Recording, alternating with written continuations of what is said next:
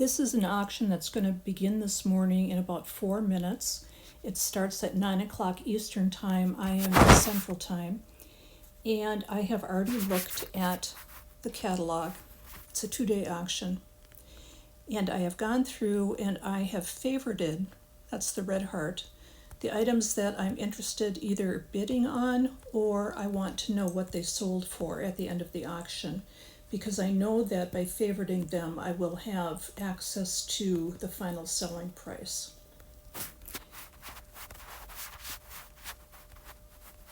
I have registered for the auction already and been approved to bid, so I know that I'm good to go. I have looked at all of the auction details, so I know that there's a 20% buyer's premium. I know that there's a $15 packing fee. I'll call that the box fee.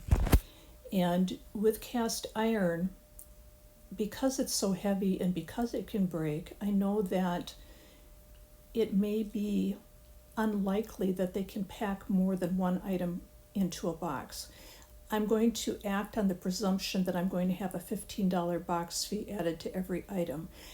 Happily, I might be surprised and maybe they will be able to double pack something, but when I bid, I want to know the maximum amount I might be on the hook for, and so I'm going to presume I'm adding $15 to each item that I might purchase. Additionally, there's going to be a shipping fee, and I can't imagine that a pan or really almost anything these days would ship for less than $15. So before I have even bid on something, I know I'm going to be having to pay $30 more because of the shipping fee and the box fee. Additionally, there's a 20% buyer's premium, and so if I buy something, for example, for $50, I'm going to have to spend $10 additionally. So I'm looking at $30 shipping plus box plus $10 buyer's fees. So I am at $35 more if I spend $50. So when you are going to bid, you need to have in mind what your maximum amount is for each item.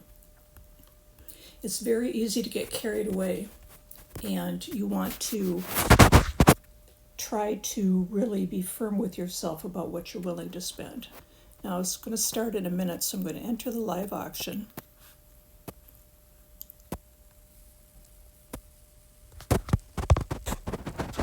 And on the right where it says welcome to the auction, once the auction starts, you will see the internet bidders and you will see the bids from people who are actually present at the auction. I know that there will be a number of people at this auction bidding on these pieces, in addition to a number of people watching the auction online. I know the people who provided the pieces for this auction, Clayton Mitchell and Eric McAllister. I know they're collectors. I know who they are. They're friends of mine. I want to support the auction, so I'm probably willing to spend a little bit more than I might otherwise. Or maybe I'm just trying to convince myself that it's okay for me to buy things. I don't know. So we're waiting for the auction to begin. Here we go. So the auctioneer is asking for a $5 starting bid. If I swiped right down there where you see the red $5, I would be placing a bid. I'm not interested in this item, so I'm going to let it go. In my experience, the very first few items at an auction don't have as many bids as they do as the auction goes on. That's because people are, joining the auction now online, and people are kind of waiting to see how things go. Well, here we go. So the starting bid was $5. Then there was a minimum bid somebody had already placed online for $150.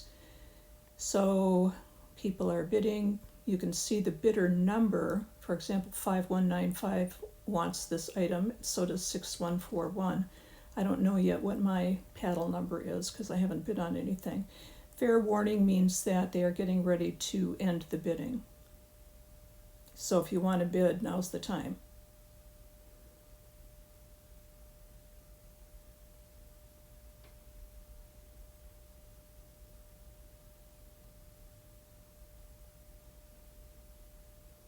You can see on the left that 34 people are watching it. I'm one of the 34.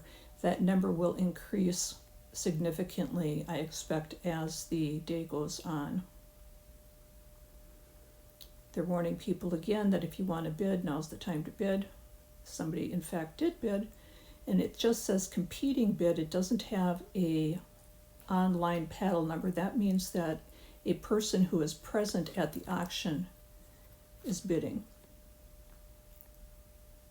So the online person who has paddle number 6141 obviously wants this piece and has bid $400. So the next bid, when you go with the bid increments, would have been $25. It sold for $400 to bidder number 6141, who was online.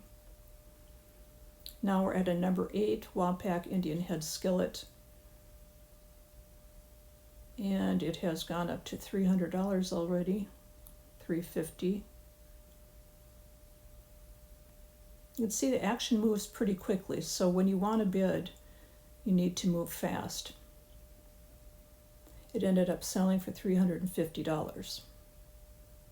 It is not an internet bidder, so somebody who's present at the auction purchased it, so they're not going to have to pay the shipping fee or the box fee, so they're saving the $15 box fee plus the whatever the shipping fee is by bidding on it when they're actually present.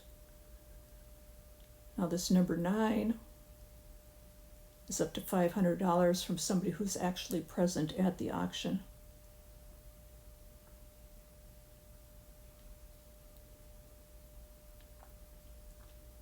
Bidder number 6024 is online, obviously wants the piece, had bid $525. The person who's present bid $550. Here comes 6024 again. And the person who is present bid $600. So the person who's present has actually had the opportunity to view the piece and look at it, and that person purchased it for $600. They're also going to pay a 20% buyer's fee on top of that, but they won't have the shipping fee and box fee.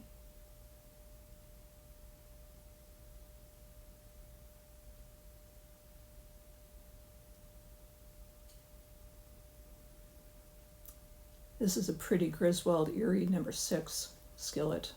This is one I was interested to know what it's going to sell for.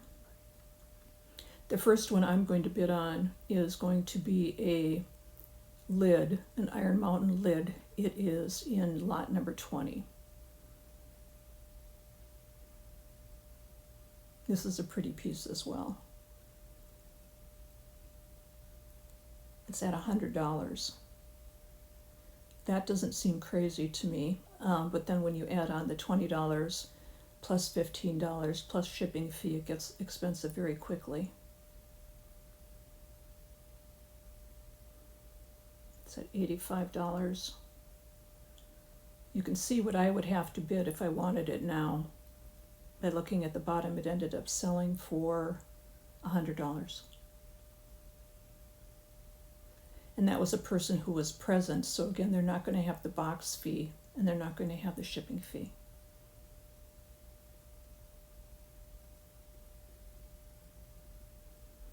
They're on a number 7 Miami skillet now. It's at $45. That's not bad.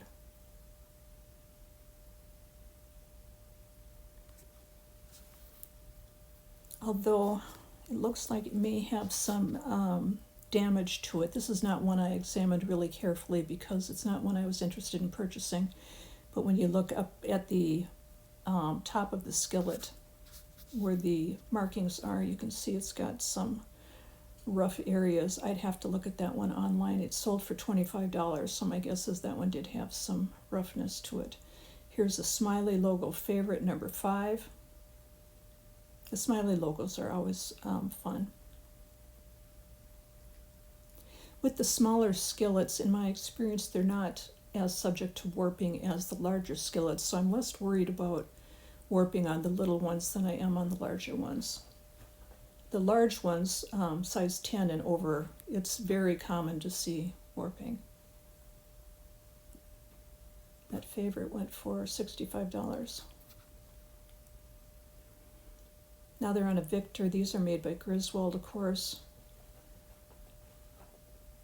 They don't have lids, however. I like to be able to have lids for my skillets, so I don't buy the Victors very often. If I just needed a skillet without a lid, it'd be perfectly fine. Actually, it'd be very nice. Griswold's Erie, you can see I'm looking at this one. There's 9 other people who have favorited this piece. Now we've got 42 people watching the auction.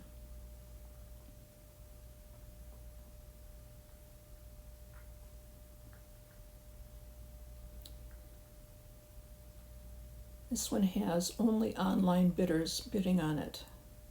When I see that, it makes me wonder about the condition a little bit, because the people who are bidding online have not seen it in person, whereas the ones that are just marked competing bid, those are people who are present.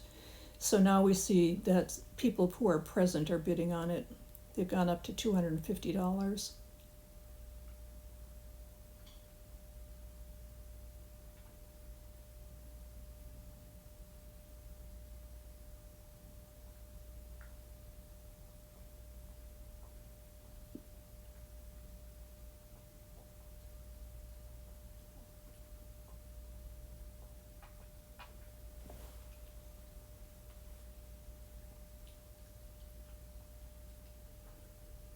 It's taking a while to end this one, so I don't know what's going on there. Okay, so now we're at 300, so I would have to bid 325.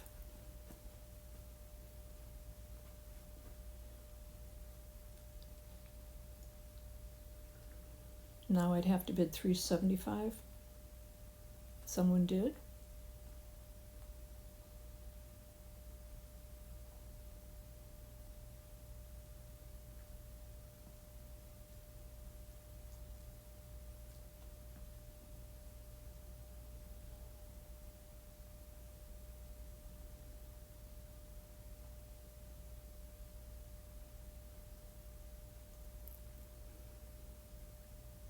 So that one sold for $450. Now we've got a favorite Cookware, the best to cook in. I like these pans because I just think the saying is fun, the best to cook in.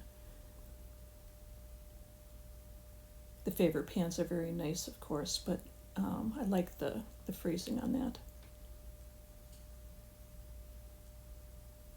And we are at, wow, $120 for a number 8. That is a high price for an online auction, I think. I would not have paid that, given that I'd have to pay the 20% plus the shipping fee and the $15 box fee. Here's a fat-free fryer, Wagner. These do not typically go for high dollars.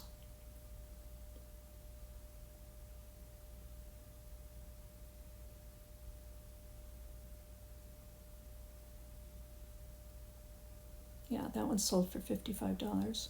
Here's an unknown gate-marked skillet. Now, sometimes these are pretty cool. I'm someone who really enjoys thinking about the history of the old pans, and the gate-marked skillets are so old, and the fact that they're here and in good condition, it appears to be anyway, is just amazing to me. You kind of wonder what this skillet has been through in its life. It sold for $25. And that was an online bidder. Things like that too. Here's a Puritan number 5 skillet. This is one that was made by Favorite. Sometimes they're made by Griswold too. You can tell by looking at the bottom and whether they have a pattern number and the font used. And of course Griswold has such a beautiful smooth surface. And my Iron Mountain lid is coming up next. I'm interested in this one. So I'm going to watch it, and I'm going to watch as the bid increase. I usually don't bid right away. I kind of wait and see where it's going. It's that fair warning already, so I'll bid. So I am apparently bidder 6150, and I bid $25. I'm going to bid again. Someone who is present is bidding against me, which kind of is too bad. I'll bid again just because, okay, someone bid $100. Who's there? I'm going to stop. So it sold for $100, and that's too bad because I wanted that. But that would have cost me $100 plus $20 for a buyer's premium, plus $15 for the box fee, plus the shipping charge. So I would have been at $135 plus the shipping charge before I even got the thing. And that, to me, was too much. I just wanted to show you that in lot number 71, a Griswold Iron Mountain chicken fryer with lid went for $110. So had I not been distracted and got taken away from the computer for a little while, I would have been watching that one because I was interested in it. And the lid that I wanted went for $100. Here's the same lid. And with the chicken pan, it went for $110. So I would have been watching this one, would have bid on it, and had I gotten it for $110, I would have been very pleased. That's what you get when you walk away from your computer.